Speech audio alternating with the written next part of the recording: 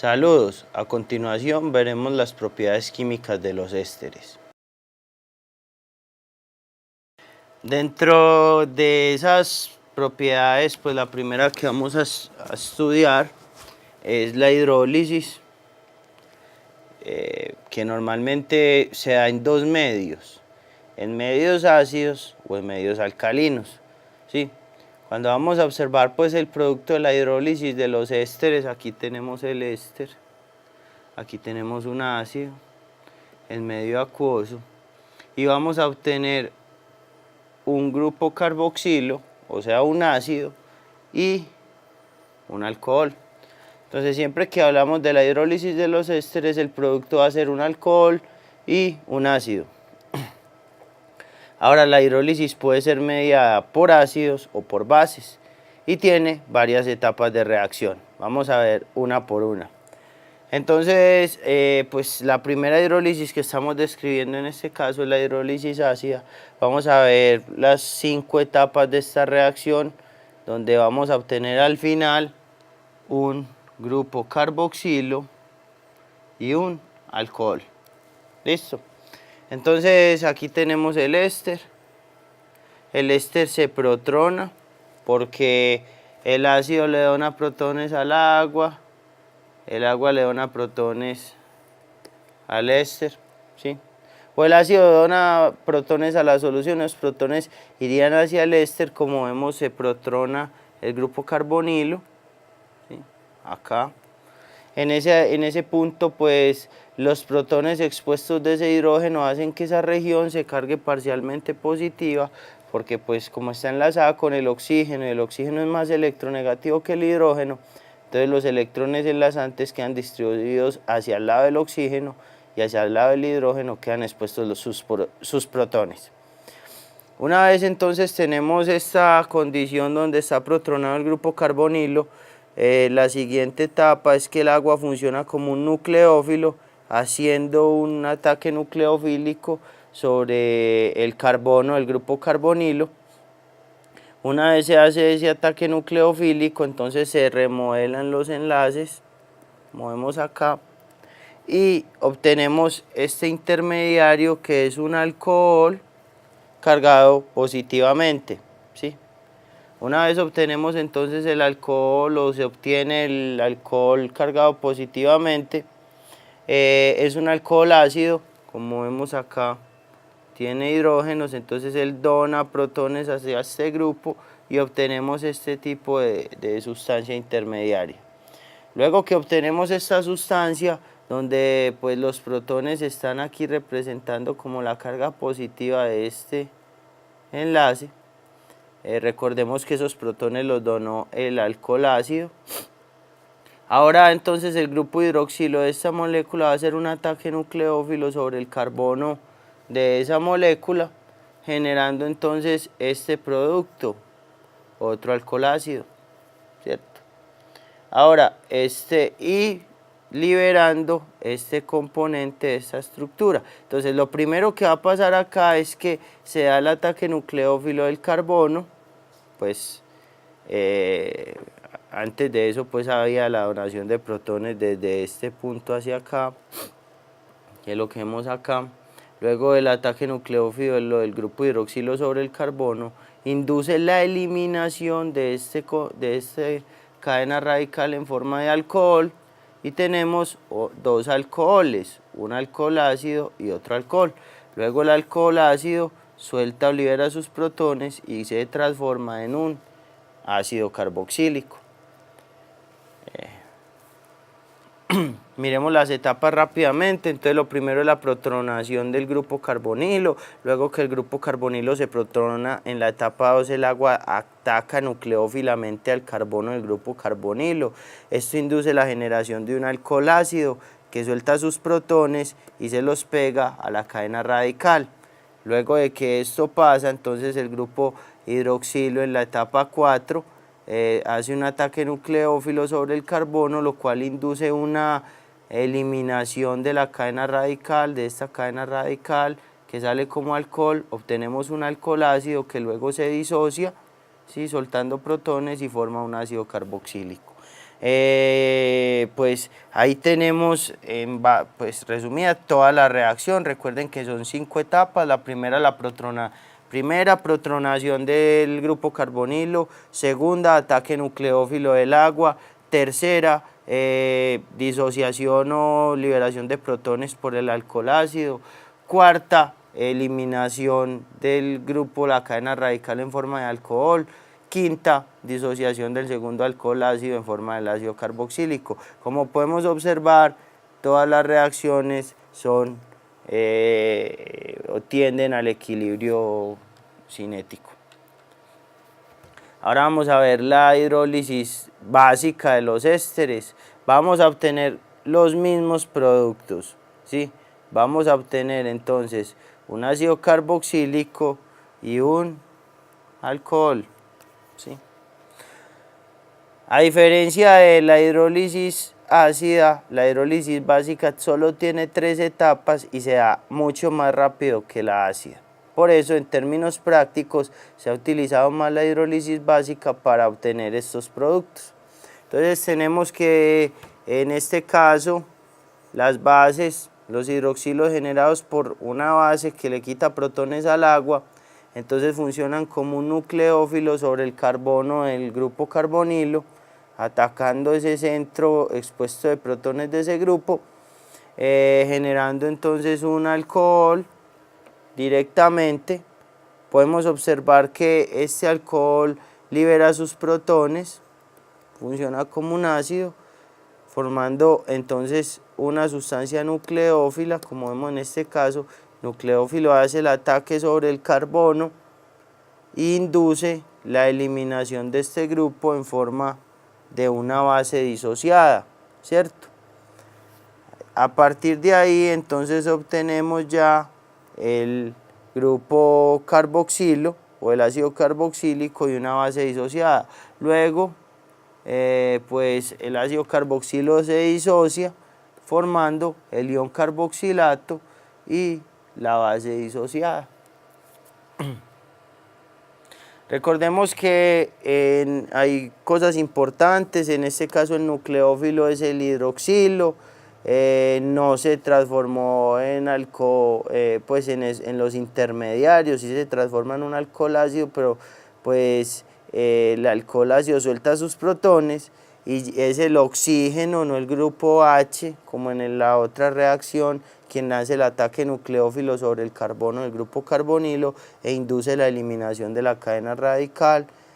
Directamente entonces allí vamos a obtener ya el ácido carboxílico, y el ácido carboxílico en solución acuosa se va a disociar al ion carboxilato y la cadena radical va a quedar como la base disociada.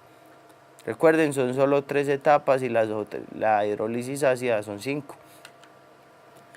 Otra reacción importante es el proceso de transesterificación. Cuando hablamos de la transesterificación, vamos a obtener un éster, o sea, con un éster vamos a obtener otro éster, donde la cadena radical fue sustituida por otro grupo funcional, como vemos acá. La cadena radical entonces la obtenemos en forma de alcohol, sale en forma de un alcohol. Producto entonces final de la transesterificación es un éster, o sea, con un éster formamos otro éster más un alcohol. La transesterificación entonces, como vemos acá, tiene 5 etapas. Vamos a ver cada una de ellas, ¿sí? Vamos a empezar a hablar de la transesterificación inducida por ácidos, como vemos acá. Normalmente para que se dé el proceso de la transesterificación se necesita un catalizador ácido y un alcohol. Entonces aquí podemos observar que los protones del ácido llegan y protonan al grupo carboxilo, ¿sí? Generando pues una región cargada positivamente hacia donde está pues el grupo H, ¿sí? O más bien o más detalladamente hablaríamos de la región donde está el hidrógeno. Luego que se da esta condición, entonces el alcohol, recuerden que necesitamos 2 componentes, ácido y alcohol. Entonces el alcohol va a hacer un ataque nucleófilo sobre el carbono del grupo carbonilo. Una vez hace ese ataque nucleófilo, él forma un enlace con ese carbono, o sea, da una reacción de tipo sustitución, ¿sí? Donde pues forma el enlace con ese carbono, realmente no está dando una reacción de sustitución, perdónenme la confusión, es una reacción de adición, se adiciona este alcohol y formamos una molécula o un alcohol, ¿sí? Este nuevo alcohol, como vemos acá, pues queda polarizado el grupo hidroxilo, puesto que esta sustancia normalmente es mucho más electronegativa que esta, y a su vez que el oxígeno es mucho más electronegativo que el hidrógeno, entonces quedarían expuestos aquí los protones del hidrógeno en este alcohol. Luego que esto pasa, entonces este grupo, este OH, por la influencia de este grupo, funciona como un ácido, suelta los protones y formamos esta nueva estructura, ¿cierto? En la etapa 3, un catión. Luego de que ya aparece el catión, entonces el grupo H, este grupo H hace un ataque nucleófilo sobre este carbono, lo cual induce la eliminación de este grupo funcional en forma de alcohol y obtenemos un éster cargado positivamente, ¿sí? O sea, un catión de éster. Luego este catión recibe protones, ¿sí? Y de esta forma neutraliza sus cargas. Luego este catión, perdón, no recibe protones, sino que luego este catión neutraliza sus cargas y tenemos el éster. Para devolvernos de la forma éster al catión, pues la sustancia pierde protones, ¿sí? Pierde protones y se transforma en esta. La transesterificación básica, entonces, así como la ácida, necesita de un alcohol, pero en este caso el catalizador es una base, ¿sí? ¿Qué vamos a obtener? Entonces vamos a obtener el éster y una base disociada. No vamos a obtener un alcohol directamente. Aquí entonces, como podemos ver, pues este grupo es la base que funciona como base de esa sal. Esa base hace un ataque nucleófilo sobre el carbono del grupo carbonilo, ¿sí? Eso hace que se forme un enlace entre ese compuesto y pues el éster, formando un grupo alcohol, ¿sí? Luego, entonces, el grupo alcohol disocia, suelta un protón, ese oxígeno queda como un nucleófilo muy activo, hace un ataque sobre el carbono del grupo funcional y esto induce la eliminación de este grupo, que lo vemos aquí que sale como la base disociada, y nuevamente pues la formación del éster con este componente unido a él. A continuación vamos a ver entonces las reacciones de los ésteres con las aminas o con el amoníaco, básicamente con residuos nitrogenados. Entonces podemos ver que esta reacción necesita de calor, es una reacción dependiente de calor, ¿sí? Y los productos o lo que se va a generar en la reacción es lo siguiente: se va a dar una sustitución de este grupo funcional por el grupo amino, como vemos acá, obteniendo entonces así un grupo amida y un grupo alcohol. ¿Listo? Vamos a ver las etapas de la reacción, son básicamente 3 etapas. Podemos entonces ver que el grupo amino funcionaría como un nucleófilo que ataca al carbono del grupo carbonilo, formando un enlace, o sea, sea una reacción de adición de SNH3 al éster. En este punto entonces ya tenemos la conformación de una amina en forma aniónica. Esa amina, que pues de hecho no es un anión, es una molécula polar, hacia el lado del grupo amino quedan las cargas positivas y hacia el lado del oxígeno quedan las cargas negativas de la estructura.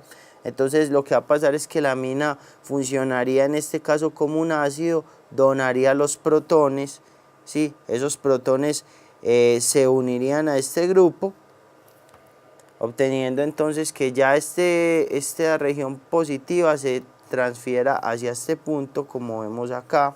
Eso pasa en la etapa 2. Entonces la primera etapa es la adición del grupo amino o el amoníaco. La segunda etapa es la disociación de ese grupo amino, la donación de protones y el cambio de los polos de la molécula.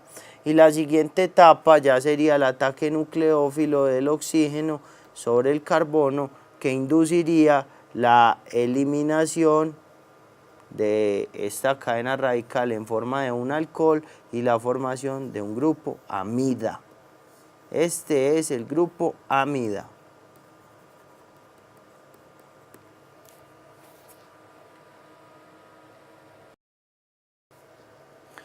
A su vez, los ésteres pueden tener también reacciones con sustancias de tipo organometálicas. Recordemos que las sustancias organometálicas son sustancias orgánicas que tienen unidos metales. Esos son los organometales. Aquí vemos un organometal, ¿cierto? Normalmente estas reacciones se deben dar en solventes éter y pues se requiere de protones para que se dé. Vamos a ver qué obtenemos. Básicamente obtenemos un alcohol producto de la reacción de los ésteres con los organometales. La reacción tiene 4 etapas, como podemos ver acá. Entonces la primera etapa es básicamente que el organometal se fragmenta.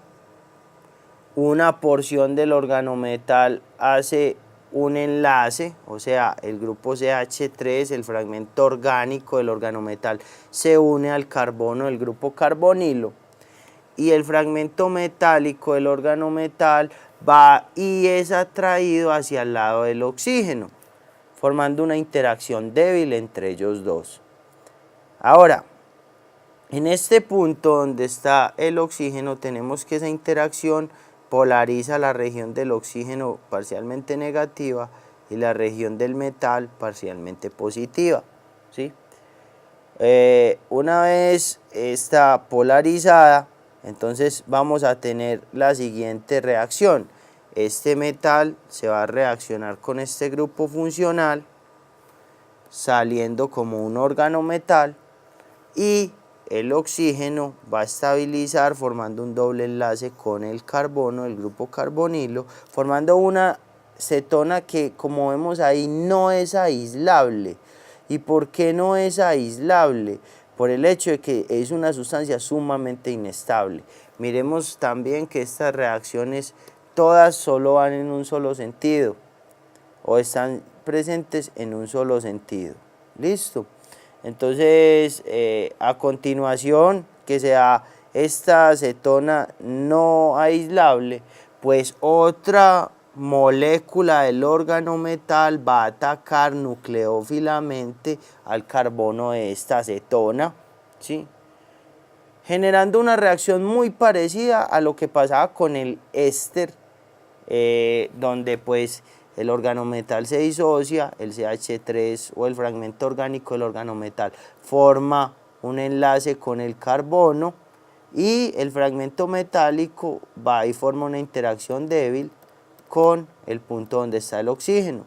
Luego, entonces, lo que va a pasar es que con protones más agua, por eso necesitamos protones, el oxígeno va a formar un enlace con el hidrógeno, ¿sí? Y el organometal va a formar un enlace, el organometal básicamente lo que funcionaría ahí es protegiendo que este grupo oxígeno no forme un enlace directamente con el carbono, sino como protegiendo a ese nucleófilo oxígeno para que forme un enlace con el hidrógeno y obtenemos básicamente el alcohol. Recordemos entonces las reacciones que hemos visto hasta ahora de los ésteres, que son la hidrólisis ácida, la hidrólisis básica, la transesterificación ácida, la transesterificación básica, las reacciones con amoníaco y aminas y las reacciones con organometales.